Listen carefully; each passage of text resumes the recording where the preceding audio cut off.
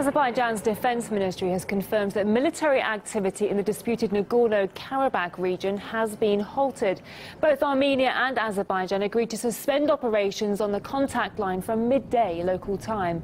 RT's Murad Gazdiev reports from Nagorno-Karabakh.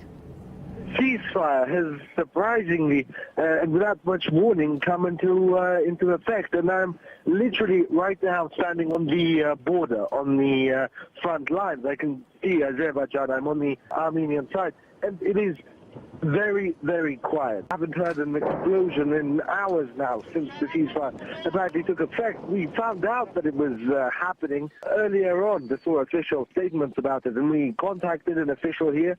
He refused to comment on the issue. There's been a lot of very warlike rhetoric coming from both sides. Azerbaijan talking about wiping the disputed region clean of all life. Then you had Armenians talking about marching on Baku. It's very fortunate that this has happened, especially surprising given the fact that yesterday when we were in the front lines, there were rocket artillery shells exploding just a few hundred meters away from us. They sent this report from the front lines when it was much hotter. Amidst all the confusion and propaganda, we wanted to see what's happening with our own eyes. The fighting here dies down, heats up, as it often does. Right now it's heated up. We've made a stop here near some undergrowth, hidden the cars away. Apparently just down the road, a bus carrying 7 Armenian soldiers was hit by a shell. No survivors, so we're waiting for things to calm down. It wasn't a short wait.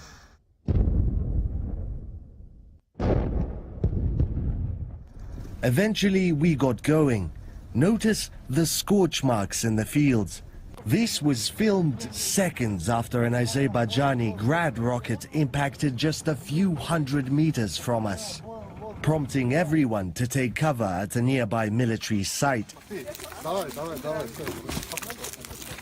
An Armenian Karabakh artillery position, and while land operations have more or less come to an end, there's still artillery exchanges, that is, fire from afar, and that hasn't stopped despite declarations of a unilateral ceasefire or anything else. They're still at it, and they're using multiple rocket launcher systems, artillery,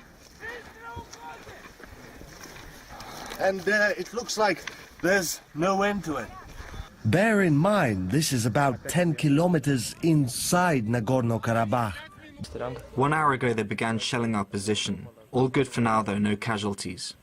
After things quietened down, we got the call to run for the cars. Well, we've made our escape. We've all piled in to a little car sitting on someone's lap, but it goes to show how quickly the situation here changes, how fluid it is. Azerbaijan believes it's in the right. After all, according to international law, this territory belongs to it. The reality is that warfare and confrontations are taking place on Azerbaijan territory and on land occupied by Armenians. The question is not that we plan to occupy some country's land. We are actually defending our own lands. It's a very crude provocation by Armenian forces.